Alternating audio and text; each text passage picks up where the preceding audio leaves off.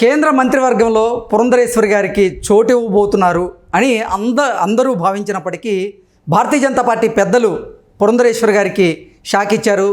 ఆంధ్రప్రదేశ్ నుంచి టీడీపీ 2 ఎంపీలకి కేంద్ర మంత్రి పదవులు ఇచ్చినటువంటి నేపథ్యంలో పురంధరేశ్వరి గారికి లోక్సభ స్పీకర్గా అవకాశం ఇచ్చే పరిస్థితులు ఉన్నాయి అంటూ ఒక వార్త ఇప్పుడు సోషల్ మీడియా వేదికగా చక్కర్లు కొడుతున్న నేపథ్యంలో నిజంగా భారతీయ జనతా పార్టీ పెద్దలు పురంధరేశ్వరి గారికి లోక్సభ స్పీకర్ ఇవ్వబోతున్నారా అనే అంశానికి సంబంధించి మనతో మాట్లాడేందుకు ప్రముఖ రాజకీయ విశ్లేషకులు, ప్రముఖ సీనియర్ జర్నలిస్ట్ సిఎస్ రావు గారు మనతో ఉన్నారు. సార్తో మాట్లాడదాం.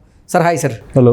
భారతీయ జనతా పార్టీ పెద్దలు పురంధరేశ్వరికి భారీ జలకిచ్చారని, పురంధరేశ్వరి కేంద్ర మంత్రివర్గంలో పురంధరేశ్వరికి చోటు ఉంటుంది అని అందరూ భావించినప్పటికీ ఆవిడకైతే అవకాశం ఇవ్వలేదు. ఇప్పుడు అందరూ లోక్సభ స్పీకర్గా పురంధరేశ్వరి గారికి అవకాశం ఇవ్వబోతున్నారు మోదీ గారు అంటూ రకరకాలుగా కొన్ని వార్తలు అయితే వస్తూ ఉన్నాయి. దాని మీద మీ విశ్లేషణ ఏంటి సార్? ఇప్పుడు ఒకటి ఏంటంటే కేంద్ర మంత్రివర్గం ఆల్రెడీ ప్రకటించారు, కొద్దిసేపు క్రితం మొత్తం ప్రకటించేశారు. ఆంధ్రప్రదేశ్లో ఎవరికి, తెలంగాణలో ఎవరికి అనేది క్లియర్ కట్గా వచ్చేసింది. తెలంగాణలో ఏమో బండి సంజయ్కి అలాగే కిషన్ రెడ్డికి ఇచ్చేశారు, మంత్రివర్గంలో స్థానం కల్పించారు. ఆంధ్రప్రదేశ్లో తెలుగుదేశం పార్టీ తరఫు నుంచి పెంసాని చంద్రశేఖర్కి అలాగే రామ్మోహన్ నాయుడుకి ఇచ్చేశారు. ఫైనల్ అయిపోయింది.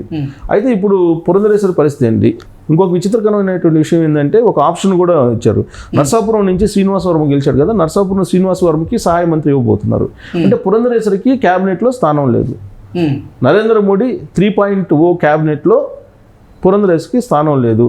ఇదంతా కూడా జగన్మోహన్ రెడ్డి కోవర్ట్లుగా ఉన్నటువంటి బీజేపీలో ఉండేటువంటి వాళ్ళు చేసినటువంటి పెద్ద పని అనేది ఇప్పుడు రాజకీయ వర్గాల్లో విస్తృతంగా ఆంధ్రప్రదేశ్లో జరుగుతున్నటువంటి చర్చ. గతంలో కూడా రఘురామకృష్ణరాజుకి సీట్ రాకపోవడం కూడా, నర్సాపురంలో ఎంపీ సీట్ లోక్సభ స్థానం నుంచి పోటీ చేయడానికి బీజేపీ తరఫు నుంచి రాకపోవడానికి కూడా జగన్మోహన్ రెడ్డి కోవర్ట్లు అనేది అప్పట్లో వినిపించినటువంటి ఒక మాట.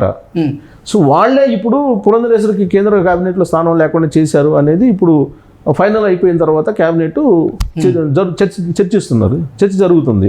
కానీ వాస్తవం ఏంటంటే నరేంద్ర మోడీ ఈ క్యాబినెట్ కూర్పు కోసం చాలా కసరత్తు చేశాడు. ఆయన గతంలో 2 సార్లు చేసినట్టు చాలా ఈజీగా చేశారు. కానీ ఈసారి ఆయన సంకీర్ణ ప్రభుత్వాన్ని నడుపుతున్నారు. గతంలో ఆయనకి మ్యాజిక్ ఫిగర్ దాటి బీజేపీకి ఉన్నాయి 2 సార్లు, 2014లో అలాగే 2019లో కూడా. కానీ ఇప్పుడు 2024కి వచ్చేటప్పటికి సంకీర్ణ ప్రభుత్వాన్ని నడుపుతున్నాడు ఆయన. సో కాబట్టి చాలా ఆచితూచి ఆయన క్యాబినెట్ కూర్పు అనేది చేశారు. అంటే నితీష్ కుమార్ని సాటిస్ఫై చేయటం, చంద్రబాబు నాయుడు సాటిస్ఫై చేయటం, అంటే బీజేపీ వాళ్ళు తెలుగుదేశం పార్టీని అలాగే జేడీయూని ఇతర పక్షాలని, భాగస్వామ్య పక్షాలన్నింటినీ కూడా సాటిస్ఫై చేస్తూ ఒక కసరత్తు చేసి మంత్రివర్గాన్ని ఎట్టకేలకు 30 మందితో తొలి విడత ఫైనల్ చేశారు. ఫైనల్ చేసి తెలుగు రాష్ట్రాల్లో వీళ్ళకి వచ్చింది. అయితే పురంధరేశ్వరికి వస్తుందని చెప్పి మొదటి నుంచి అందరూ ఎక్స్పెక్ట్ చేశారు. కానీ పురంధరేశ్వరి పేరు వినిపించలేదు. అయితే ఆమె పేరు వినిపించలేదు అని చెప్పి అందరూ అనుకుంటున్న సమయంలో ఆమెకి లోక్సభ స్పీకర్గా అవకాశం ఇస్తారు అనేది వినిపిస్తుంది. ఎప్పుడు కూడా లోక్సభ స్పీకర్ని ఆచితూచి ఎంపిక చేస్తారు నరేంద్ర మోడీ. మనం చూసుకుంటే 2019లో సుమిత్రా మహాజన్ని ఎంపిక చేశారు.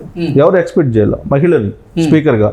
తర్వాత రాష్ట్రపతిగా ముర్ముని ఎంపిక చేశారు ఆయన, ఎవరు ఎక్స్పెక్ట్ చేయాల. అలాగే అంతకుముందు రాష్ట్రపతిగా కోవింద్ని ఎంపిక చేశారు, కోవింద్ని. ఇప్పుడు స్పీకర్గా, లోక్సభ స్పీకర్గా పురంధరేశ్వరిని ఎంపిక చేసుకునేటువంటి అవకాశం ఉంది. ఎందుకంటే బెస్ట్ పార్లమెంటేరియన్ అవార్డు తీసుకున్నారు ఆవిడ గతంలో. ప్లస్ ఆమెకు ట్రాక్ రికార్డు ఉంది. తర్వాత ఎన్టీ రామారావు అంటే ఎనలేని అభిమానం ఉంది ఎవరికి? నరేంద్ర మోడీకి. పార్లమెంట్ లోక్సభలో అనేక సందర్భాల్లో ఎన్టీ రామారావు పేరు తీసుకొచ్చి కాంగ్రెస్ మీద వ్యతిరేకంగా గలమెత్తినటువంటి నాయకుడు ఎన్టీ రామారావు అని చెప్పి ప్రశంసించారు.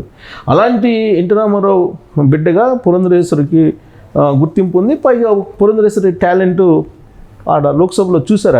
ఆయన కేంద్ర మంత్రిగా గతంలో పనిచేసినటువంటి అనుభవం ఉంది. సో కాబట్టి పురంధరేశ్వరిని లోక్సభ స్పీకర్గా చేస్తారు అనేది ఒకటి అనిపిస్తుంది. వాస్తవంగా లోక్సభ స్పీకరు అనేదాన్ని తెలుగుదేశం పార్టీ కోరింది. ఆ మేరకు నేషనల్ ఛానల్స్లో కూడా న్యూస్ వచ్చింది, తెలుగుదేశం పార్టీ లోక్సభ స్పీకర్ పదవిని ఎక్స్పెక్ట్ చేస్తూ ఉంది అని.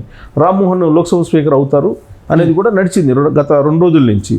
కానీ అనూహ్యంగా ఇప్పుడు క్యాబినెట్ మొత్తం బయటకు వచ్చిన తర్వాత పురంధరేశ్వరికి అవకాశం లేదని అంటే ఖచ్చితంగా లోక్సభ స్పీకర్గా ఆవిడకి అవకాశం ఇచ్చే ఛాన్సెస్ ఉన్నాయి అనేది ఇప్పుడు సరికొత్త చర్చ అయితే నడుస్తుంది.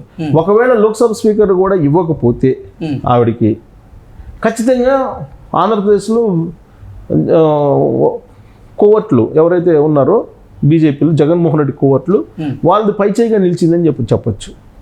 అంటే ఇప్పుడు ఇంత డిజాస్టర్ అయినప్పటికీ కూడా అంత బలం ఉందా జగన్మోహన్ రెడ్డికి అనుకోవచ్చు. కానీ జగన్మోహన్ రెడ్డికి ఢిల్లీలో ఒక లైజనింగ్ చేసేటువంటి ఒక అతను ఉన్నాడు. ఈయనకి బెయిల్ కోసం కానీ జగన్మోహన్ రెడ్డికి లేదా కేసుల గురించి కానీ లైజనింగ్ చేయడానికి ఒక అడ్వకేట్ కమ్ లైజనింగ్ ఆఫీసర్ ఉన్నాడు ఒక అతను. అతనే అమిత్ షా తోటి అపాయింట్మెంట్ ఇచ్చింది కూడా అతని ద్వారానే లభించింది ఇతనికని, ఎవరికి, జగన్మోహన్ రెడ్డికి. అదర్వైజ్ ఫస్ట్ ముఖ్యమంత్రి కాగానే అమిత్ షా అపాయింట్మెంట్ ఇవ్వాల జగన్మోహన్ రెడ్డికి, ఆయన ద్వారానే తీసుకున్నారు. అదొకటి. రెండు ఏంటంటే పరిమళ నత్వాని ద్వారా కూడా లైజనింగ్ చేసి ఉంటారు అనేది జస్ట్ అది సోషల్ మీడియా న్యూస్ అది. బట్ నేనైతే నమ్మను అది.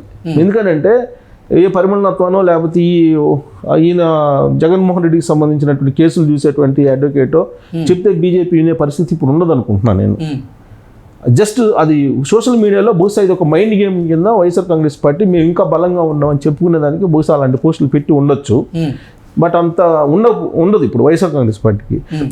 22 మంది ఎంపీలు ఉన్నప్పుడే జగన్మోహన్ రెడ్డి కరెక్ట్ విలువలా ఢిల్లీలో.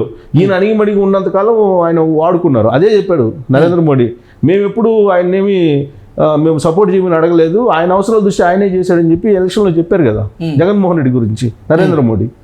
కాబట్టి మేము ఎన్డీఏలో భాగస్వామిగా ఉన్నాడు చంద్రబాబు నాయుడు, ఆయనకు అప్పుడు ఉన్నటువంటి ఇబ్బందుల ద్వారా వెళ్ళారు, మళ్ళీ వచ్చారు.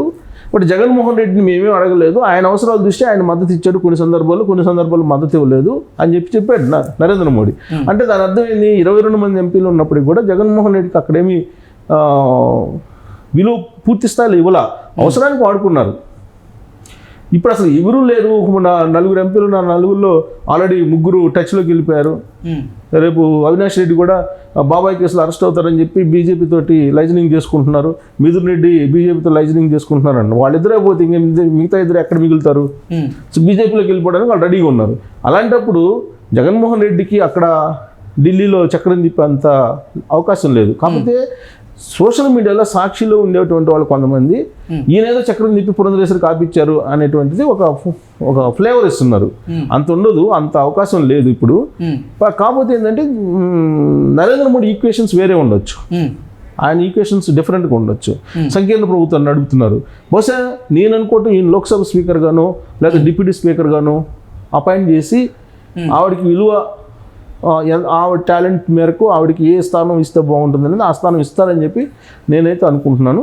బట్ వీళ్ళు ప్రచారం చేస్తున్నటువంటి విధంగా వాళ్ళు జగన్మోహన్ రెడ్డి కోవర్ట్లు ఆంధ్రప్రదేశ్లో ఉండేటువంటి వాళ్ళు, బీజేపీలో ఉండేటువంటి వాళ్ళు ఏదో చక్రం తిప్పారు, శ్రీనివాసవరంకి క్యాబినెట్లో స్థానం ఇప్పించగలిగారు, ఇలాంటివన్నీ కూడా జస్ట్ ఊరికే ఆ పార్టీని వెంటిలేటర్ మీద ఉన్నదాన్ని ఏదో మళ్ళీ దానికి ఏదో ఊపిరి పోద్దాం అనే ప్రయత్నంలో భాగంగా అలాంటివి చేస్తున్నారు తప్పితే పురంధరేశ్వరిని ఆపలేరు. పురంధరేశ్వరిని ఎవరు ఆపలేరు. నరేంద్ర మోడీ ఖచ్చితంగా ఆమెకి తగినటువంటి పదవి ఇవ్వబోతున్నారనేది మనం అనుకోవచ్చు. Okay sir, thank you so much. Thank you.